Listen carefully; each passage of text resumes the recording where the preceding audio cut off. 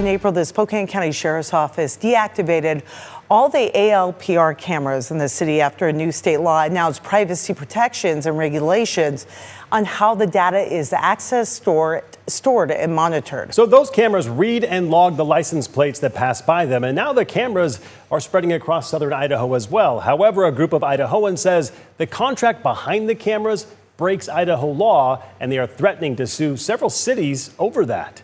Aspen Shumpert with our news partners in Boise reports.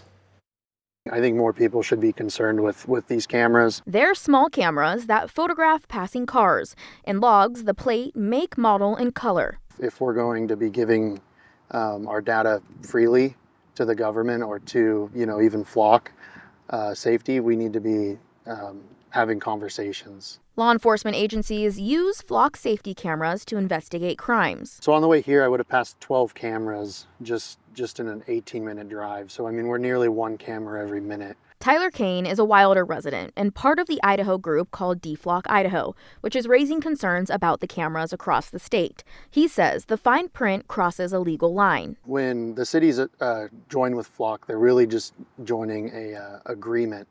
And it's no different than like if you get a Netflix account.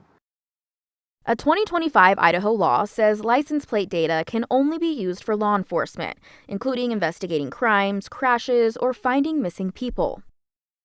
But Kane points to Flock's terms, which gives the company a perpetual worldwide license to use a small fraction of images, which Flock calls training data, to improve Flock services. Flock says the data is never sold, but Kane argues it's still a commercial use that Idaho law doesn't allow. It allows them expressly up to like 1% of data to be used to train their AI model. And I think the state legislators, when they passed this law 1432, expressly had this in mind when they said only a law enforcement purpose. The group brought those concerns to several cities it believes violate state law with their flock agreements, including the city of Caldwell, Wilder, Idaho Falls, and Twin Falls. When Wilder and Caldwell didn't lay out a fix within 3 days like the group requested, the group then served those two cities with notice of tort claims, the first step in a lawsuit. The group plans to do the same for the other two if they don't respond.